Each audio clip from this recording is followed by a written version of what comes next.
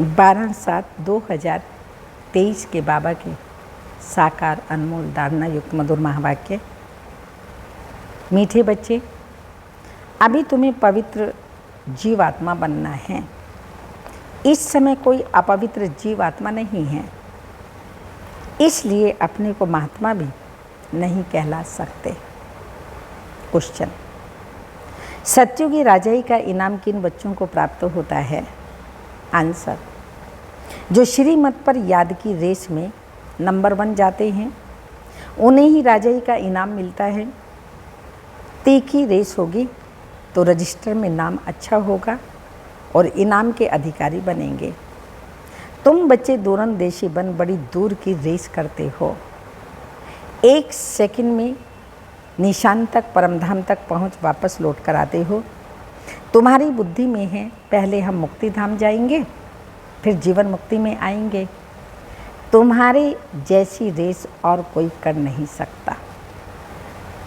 गीत, आखिर वह दिन आया आज।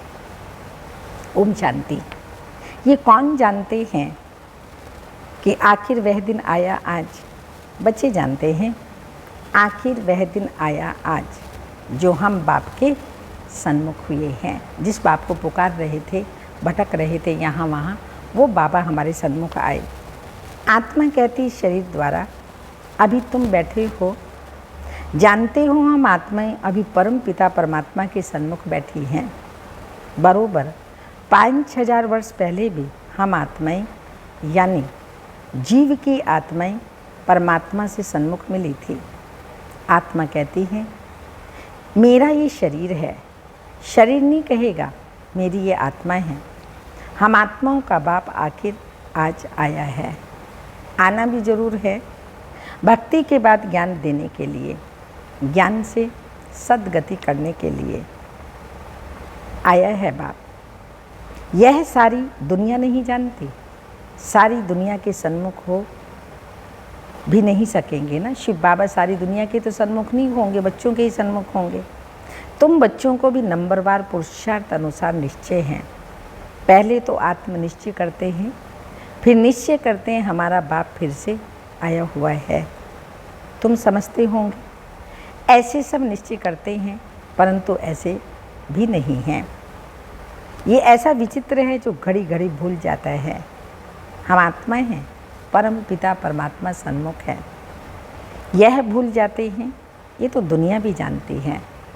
पतित जीव आत्माओं को पावन बनाने परम पिता परमात्मा आते हैं। जीव आत्माएं आत्माओं को पवित्र बनाने नहीं आती। सभी जीव आत्माएं हैं, परम पिता परमात्मा एक ही है।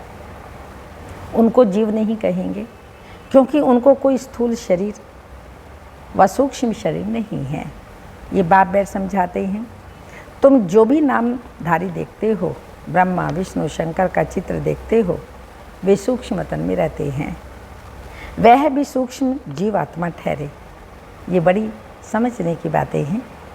मनुष्य तो भल कहते हैं फलाना महात्मा, परंतु पति दुनिया में महात्मा आ कहाँ से सकते। यहाँ कोई सुप्रीम पावन हो न सके। हाँ, वो सुप्रीम बाप पावन बनाकर गए हैं।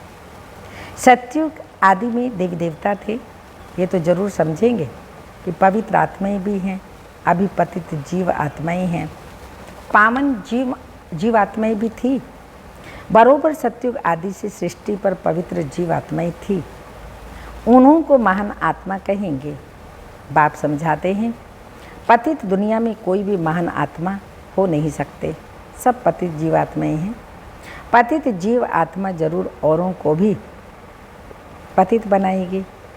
वहाँ है ही पवित्र जीवात्माएं, तो क्या करेंगे? ऐसे नहीं कि पवित्र जीवात्मा बनाएंगे, नहीं, वहाँ बनाने की बात ही नहीं रहती। इस समय सभी पवित्र जीवात्माएं बनती हैं। वहाँ तो है ही सब पावन।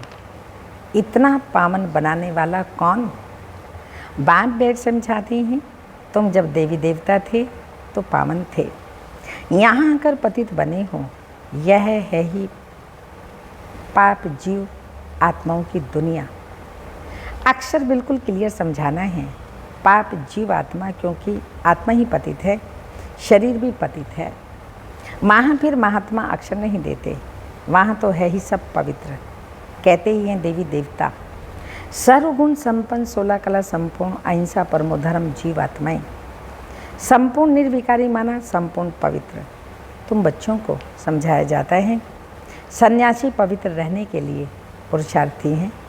अच्छे अच्छे सन्यासी पवित्र रहते हैं, जिनको महात्मा कहा जाता है पवित्र रहने के लिए अलग रहते हैं, परंतु वह तो हैं ही निवृत्ति मार्ग वाले। उनको भक्ति मार्ग में महात्मा कहेंगे, ज्ञान मार्ग में नहीं। ज्ञान और भक्ति दोनों अलग अलग गाए जाते हैं। आधा कल्प सत्युग त्रेता में ज्ञान की प्रारब्ध, यहाँ फिर भक्ति की प्रारब्ध कहेंगे। ये भक्ति मार्ग, पहले भक्ति भी अव्यभिचारी होती है, फिर अंत में तमो प्रधान व्यभिचारी होती है। अभी व्यभिचारी भक्ति का अंत होना है, तब बाप आए हैं। बाप एक ही बार आकर ज्ञान से आधा कल्प के लिए तुम्हारी प्रारब्ध बनाते हैं। तुम नंबर 1 पुरुषार्थ करते हो तो राजा रानी बनते हो, फिर कोई प्रजा व दास दासी बन जाते हैं, क्योंकि राजधानी स्थापन हो रही है। तुम अब दूरंदेशी बुद्धि बनते हो। दूरंदेशी बुद्धि को त्रिकालदर्शी कहा जाता है। जिन्हें तीनों लोकों तीनों कालों का ज्ञान है, उन्हें त्रिकालदर्शी कहा जाता है। तुम अब तीनों लोगों को जानते हो, मूल वतन, सूक्ष्म वतन और स्थूल वतन, 3 लोक हुए ना। तो तुम अब दूरंदेशी बुद्धि बन गए हो। तुम्हारी बुद्धि आदि से अंत तक जाती है, नंबरवार पुरुषार्थ अनुसार। कोई कमज़ोर होते हैं जो रेस में पीछे रह जाते हैं। यह तो बहुत बड़ी दूरंदेशी रेस है। आत्माओं को रेस कभी नहीं सुनी होगी। आत्मा ही रेस करती हैं, कभी नहीं सुना होगा। अब बाबा संगम युग पर परम धाम तक आत्माओं की रेस कराता है। तुम आत्मा ही जानती हो, हम स्टूडेंट हैं, हमारी ये रेस है, फलानी निशान तक पहुंचकर फिर लौटना है। तुम आत्माओं की यह बड़ी दूर की रेस है। बुद्धि जानती है हम वास्तव में वहाँ के रहने वाले हैं। 1 सेकंड में हम वहाँ पहुँच जाएंगे, जीवन मुक्त बन जाएंगे। हम असल परम धाम के रहवासी हैं। यथार्थ रीति बुद्धि जानती है हम परम धाम जाएंगे, फिर जाएंगे, हाँ, परम धाम जाएंगे, फिर वहाँ से राजधानी में आएंगे। जैसे रेस में निशान तक पहुंचकर फिर लौटते हैं, हम भी बाबा के पास जाएंगे, फिर वापस आएंगे। अब आत्माएं रेस सीख रही हैं। तुम सबको कहते हो मन मना भव। बुद्धि का योग अपने बाप और परम धाम में रखो। तुम अशरीरी रहते हो, ये सिर्फ तुम्हारी बुद्धि में यथार्थ रीति है। तीनों कालों तीनों लोगों की नॉलेज तुम्हारी बुद्धि में है। 84 जन्मों का ज्ञान और कोई में हो नहीं सकता। तुम जानते हो हमको इस छीछी दुनिया से, छीछी शरीर से मुक्त होकर जाना है। हम जा रहे हैं। बाप रोज ये रेस सिखलाते हैं। तुम्हारी रेस अविनाशी है। बाप को जितना जास्ती याद करेंगे उतना तुम्हारा रजिस्टर में नाम अच्छा रहेगा। कहेंगे इनकी बुद्धि की यात्रा बहुत तीखी है। याद से ही विकर्म विनाश होंगे। याद नहीं करते हैं तो विकर्म विनाश न होने के कारण पिछाड़ी में रह जाते हैं। प्रजा व दास दासी बनना ये कोई प्राइज नहीं है। नर से नारायण, नारी से लक्ष्मी बनना, इसको इनाम कहा जाता है। बाप राजा ही का इनाम देते हैं। अगर उनकी मत पर चल दौड़ी लगाई तो कोई तो 2 कदम भी दौड़ी नहीं लगाते। अगर प्रजा वाले होंगे तो बिल्कुल कम दर्जा पालेंगे। यहाँ रहने वाले भी होंगे तो भी राजाई में बहुत कम पद पाएंगे। तुम्हारी कितनी विशाल बुद्धि हुई है। अब बेंगलोर मद्रास के बच्चे बैठे हैं, उन्हों को फिर मद्रासी भाषा में कोई बैठ समझाए। हमारी भाषा तो हिंदी है। कल पहले भी ऐसे ही समझाया होगा। कहेंगे भगवान सब भाषाएं क्यों नहीं जानते, परंतु ड्रामा में है ही नहीं। ड्रामा में होता तो मैं सब भाषाओं में भाषण करता। समझो भिन्न भिन्न भाषाओं वाले बैठे हैं, तो क्या हम सब भाषाओं में बैठ बोलूँगा क्या? ये तो हो ही नहीं सकता। एक दो को भी कहाँ तक सुनाएंगे, घमसान हो जाए। तो समझाना चाहिए। बाबा ने कल्प पहले जिस भाषा में समझाया था उसी भाषा में समझाते हैं। इसलिए हिंदी ही जोर है, हिंदी का जोर है। अंग्रेजी भी ज़रूरी है क्योंकि इन्हों का कनेक्शन अंग्रेजों से जास्ती है। रसिया, अमेरिका आदि की भाषा अपनी अपनी है एक ही धर्म वाले क्रिश्चियन, परंतु भाषाएं बहुत हैं। यहाँ भी सब भारतवासी आदि सनातन देवी देवता धर्म वाले, परंतु अपने धर्म को भूल गए। भाषाएं कितनी हो गई हैं, सब मिक्सचर हैं। जिसकी जो भाषा है उसमें फिर उनको सुनाना है। इसमें भी बड़ा होशियार चाहिए जो समझ कर और समझाए। साथ ही ऐसा साथ लाना चाहिए जो एक्यूरेट समझा सके। यह है सबसे बड़ा चैतन्य तीर्थ। ये सब हैं जड़ तीर्थ। साधु संत महात्मा सब वहाँ जाते हैं, बहुत दूर दूर जाते हैं। जो भारत को पावन बनाकर गए हैं उन्हों के मंदिर में जाते हैं। तो यह भी सब समझने की बातें हैं। बात कहते हैं झाड़ की टालियाँ पत्ते, उनका विस्तार कितना समझाएं। तो तुम समझ गए हो, ये छोटे छोटे टालियाँ हैं। टाली में कितने पत्ते होंगे, अथा मठपंथ है। तुम्हारा थुड़ तो कितना बड़ा होना चाहिए, कितने पत्ते होने चाहिए। आदि सनातन देवी देवता धर्म सतयुग से लेकर चला आया है, तो हिंदू कितने होंगे। परंतु हिंदू भी नहीं रहे और धर्मों में कन्वर्ट हो गए हैं। यह है कल्प वृक्ष। शुरू में आदि सनातन देवी देवता धर्म वाले थे। हिंदू कहलाने वाले भी वास्तव में हैं आदि सनातन देवी देवता धर्म के, परंतु कन्वर्ट हो गए हैं। तो बाप कहते हैं मैं आकर फिर उस देवी देवता कहलाने वाले धर्म की स्थापना करता हूँ। जो कन्वर्ट हो गए हैं वही फिर से आकर के वर्षा लेंगे। जब देवी देवता कहलाने वाला एक भी नहीं रहता तब बाप आते हैं, आकर समझाते हैं। तुम्हारे जड़ यादगार खड़े हैं, क्राइस्ट आते हैं तो उनके धर्म की चर्चा आदि होती नहीं। यहाँ तो अभी भी देवताओं के मंदिर आदि की निशानी है। तुम्हारा जब राज्य होगा क्राइस्ट आदि का नाम निशान भी नहीं होगा।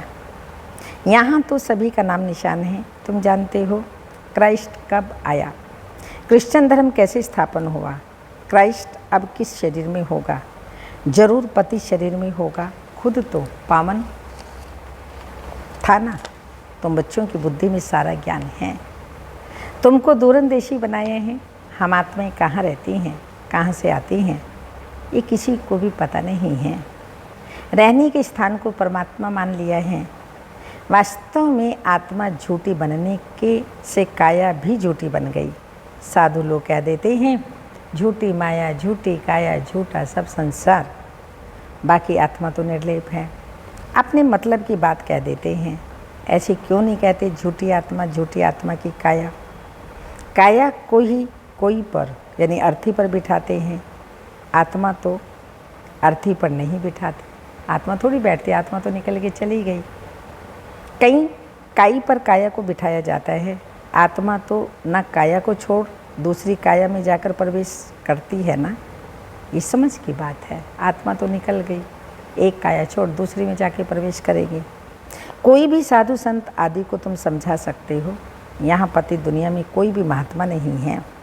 महान आत्माओं को पावन आत्मा कहा जाता है, तो शरीर भी पावन चाहिए। यह है ही आयरन एजेड। परंतु कन्या जब विकार में नहीं गई तो पूजी जाती हैं।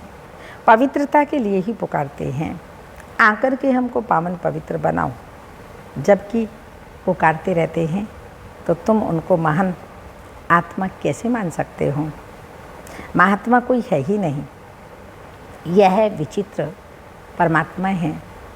तुम जानते हो हम जो पावन जीव आत्माएं देवी देवता थी अभी पतित बनी हुई हैं। धर्म भ्रष्ट है। क्रिश्चियन लोग अपने धर्म को जानते हैं, झट कहेंगे हम क्रिश्चियन हैं। तुम ऊंच ते ऊंच धर्म वाले अपने धर्म को भूल गए हो। भूल जाने से कर्म भ्रष्ट धर्म भ्रष्ट बन पड़े हो। तुम श्रेष्ठाचारी थे, अब रावण ने भ्रष्टाचारी बना दिया है। ये अर्थ भी तुम समझ सकते हो। तुम बच्चे अभी अपनी भविष्य ऊंच तकदीर बनाने के लिए धारणा कर रहे हो। श्रीमत का उल्लंघन करने से तकदीर को लकीर लग जाती है। श्रीमत का उल्लंघन करने से तकदीर को लकीर लग जाती है। यह भी भूल जाते हो कि श्रीमत देने वाला बाप है। तो आखिर वह दिन आया आज, ये तुम जानते हो। सभी एक्यूरेट नहीं जानते, अंत में जानेंगे जब पूरे समझ जाएंगे। अभी तो घड़ी घड़ी भूल जाते हैं। मुश्किल कोई सच बतलाते हैं, झूठ बोलने में भी देरी नहीं करते। बात बात में झूठ और झूठ बोलने में देरी नहीं करते।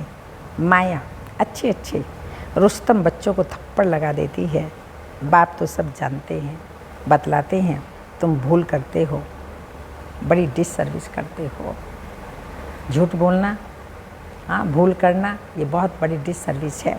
अच्छा, मीठे मीठे सिक्के लदे बच्चों प्रति माता पिता बाप दादा का याद प्यार। Good morning, diamond morning. रूहानी बाप की रूहानी बच्चों को नमस्ते। हम रूहानी बच्चों के रूहानी माता पिता बाप दादा को याद प्यार।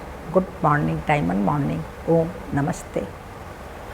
धारणा के लिए मुख्य सार हैं। दूरंदेशी बन तीनों लोकों तीनों कालों को जान बुद्धि से रेस करनी है। इस छीछी दुनिया छीछी शरीर से मुक्त होना है।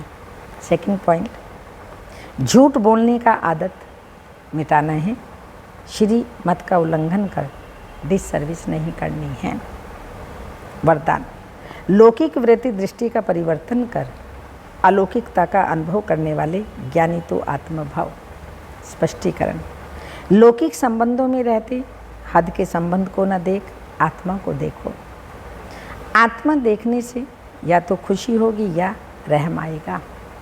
ये आत्मा बेचारी परवश है, अज्ञान में है, अनजान है। मैं ज्ञानवान आत्मा हूँ, तो उस अनजान आत्मा पर रहम कर। अनजान आत्मा पर, वो आत्मा अनजान है, उस अनजान आत्मा पर रहम कर अपनी शुभ भावना को बदल कर दिखाऊंगी। अपनी वृत्ति दृष्टि को बदलना ही अलौकिक जीवन है। जो काम अज्ञानी करते हैं वो आप ज्ञानी तो आत्मा नहीं कर सकते। आपके संग का रंग उन्हें लगना चाहिए। स्लोगन, अपने श्रेष्ठ कर्म से विश्व पिता का नाम बाला करना ही विश्व कल्याणकारी बनना है।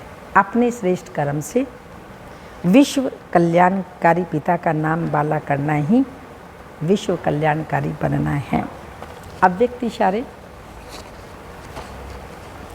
कोई भी कर्म करते करण करावनहार की बाप की स्मृति रहे तो हर कर्म में न्यारेपन, निरअहंकारीपन और नम्रता के नव निर्माण की श्रेष्ठता भरी हुई होगी। हर सेकंड हर संकल्प संपूर्ण पवित्र अर्थात स्वच्छ होगा, जिसको सच्चाई और सफाई कहते हैं। ओम शांति।